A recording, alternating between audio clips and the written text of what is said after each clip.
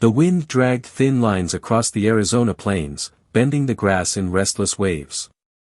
Daniel Mercer watched the horizon the way a man watches trouble, without blinking.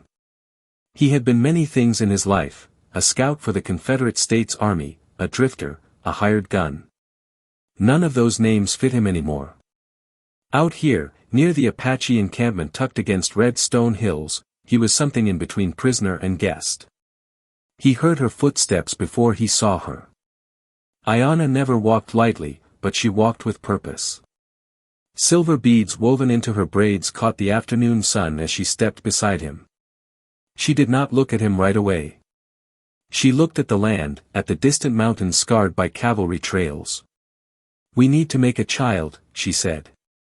The word struck harder than a rifle shot. Daniel went completely still. Even the wind seemed to pause between them. He had expected many things from her: anger, perhaps, or a reminder that he still did not belong, but not this. "Our people are fading," she continued calmly. "The soldiers return each season. We bury more than we raise. A child would be strength." Daniel swallowed. 6 months earlier, he had pulled her younger brother from beneath a fallen horse during a raid.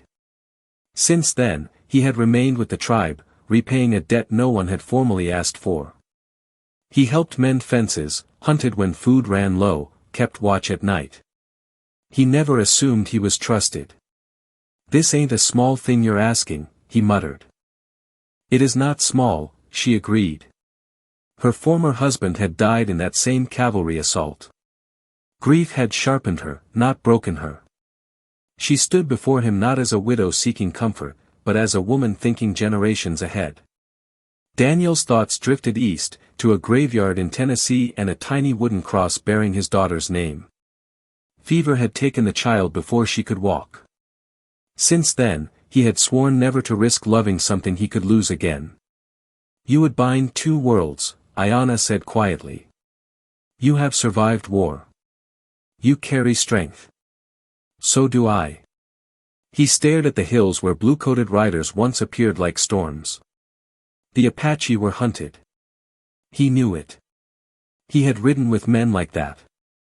"I don't know if I belong here," he admitted. "You are here," she replied.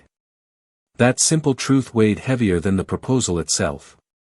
For the first time in years, Daniel Mercer felt the ground beneath him asking for an answer he could not outrun. Sleep avoided Daniel Mercer like an unpaid debt. Long after the Apache campfires burned low, he lay awake staring at the dark curve of the lodge roof, listening to the distant yip of coyotes and the softer murmur of voices fading into night. Ayanna's words moved through him again and again. "We need to make a child. Not I want. Not I wish. Need." In the morning, he worked harder than usual, chopping wood until his palms blistered and hauling water from the creek that cut through the canyon. The young warriors watched him with guarded expressions. He could feel their doubt. A white cowboy living among them was already a fragile arrangement. Becoming something more would change everything. He found Ayanna near the edge of camp, grinding corn with steady hands. She did not look surprised when he approached. "You are still here," she said. "I ain't decided anything," he answered. "You are still here," she repeated, as if that was decision enough. Daniel shifted his weight, searching for words that felt honest. "Back east, I had a daughter. Fever took her before she was 2. I buried her with my own hands." His voice roughened despite himself. "After that, I stopped building things that could be broken." Ayanna's hands paused on the stone. "You think a child is something fragile," she said. "A child is something that continues." He looked at her then, really looked. The grief in her eyes matched his own, but it did not paralyze her. It fueled her. Her husband's death had left an emptiness, yet she stood firm, thinking not of what was lost but of what could still be made. "This is not about filling loneliness," she added. "It is about giving our people another heartbeat." Later that day, the tribe's elder summoned Daniel. The old man's face was lined like dry riverbeds, his gaze steady and knowing. "You are not our blood," he said plainly. But you have bled beside us. If you choose this path, you do not choose half. You remain. You protect. You belong. And if I refuse? You walk away with no chains, the elder replied. But you will carry the knowledge of what you turned from. That night Daniel sat beneath a sky sharp with stars. He realized he had spent years drifting because it was easier than risking pain. Yet drifting had given him nothing lasting. For the first time, the thought of staying frightened him more than any battlefield ever had. Word spread quietly through the camp after Daniel gave his answer. There was no celebration, no loud declaration, only a shift in the air, like the moment before rain touches dry earth. He stood beside Ayanna before the council fire while the elder spoke words in Apache that Daniel only partly understood. He caught enough, the meaning of unity, of shared breath, of walking the same trail.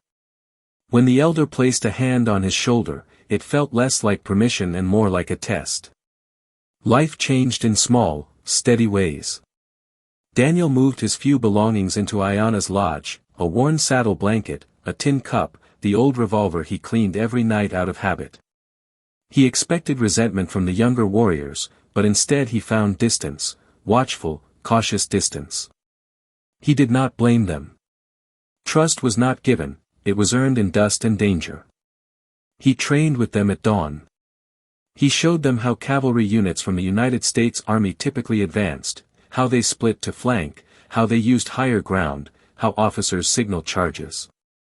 In return, they taught him how to read the faintest track pressed into hard soil, how to move across stone without leaving a trace, how to listen to birds for warning. Ayanna worked as she always had, gathering roots, stitching hides, speaking little about the future but carrying it in her posture. When she told him she felt the first signs of pregnancy, her voice did not tremble. His did. You can still leave, she said that night, studying his face in the firelight. Before the child knows your shape. I ain't leaving, he answered, and this time the words did not feel forced. Scouts returned 3 days later with news, soldiers were riding near the canyon pass. The mood shifted instantly. Fires were kept smaller. Children were kept close. Daniel felt the old tension coil in his gut, the knowledge of approaching violence. At dawn, the cavalry appeared as a thin blue line against the pale horizon. Daniel recognized their formation before the first shot rang out. He moved without hesitation, shouting warnings, directing warriors to higher ground. Gunfire cracked through the canyon, echoing like thunder. Smoke stung his eyes. But the Apache were ready. They did not scatter. They struck from angles the soldiers hadn't anticipated.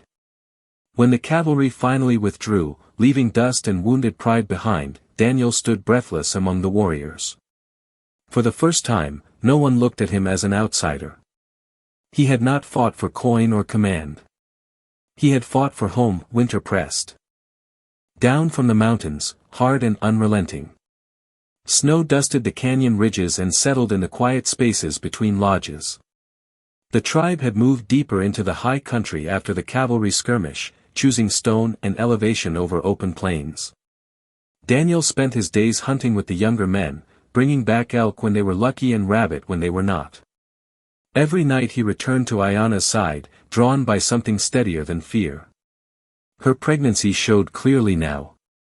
The women of the tribe surrounded her with calm strength, preparing herbs, weaving thicker blankets, speaking to her in low voices that carried reassurance older than memory. Daniel often stood at a distance, uncertain where he fit in the rhythm of it all.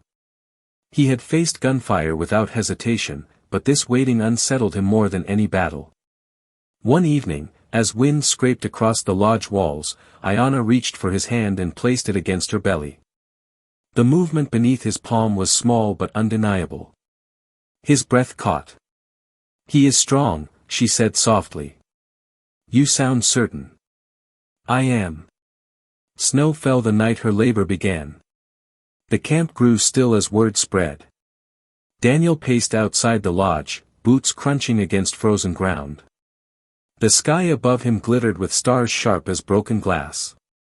He thought of the life he had once abandoned to wandering, of graves and regrets, of the years he had spent refusing to anchor himself to anything that could be lost. A cry broke through the cold air at last, thin, fierce, alive. The elder stepped out first, his lined face unreadable until he gave a single nod. "You are father," he said. Daniel ducked inside. The lodge smelled of smoke and crushed sage. Ayanna lay wrapped in blankets, exhausted but luminous in the firelight. In her arms rested a small bundle, dark hair already visible against woven cloth. He knelt beside her, hands trembling as he touched the child's cheek. The baby opened his eyes briefly, unfocused yet searching. In that fragile gaze, Daniel felt something settle deep in his chest, a weight he had carried for years lifting at last. "Chaska," Ayanna whispered. "Star." Daniel stepped outside later, his son cradled carefully against him. Above, the winter sky stretched endless and silent. The world beyond the canyon still carried war and prejudice, soldiers and sorrow. But here, in his arms, was proof that two worlds could meet without destroying each other. For the first time since the war, he did not feel like a man drifting across someone else's land. He felt rooted.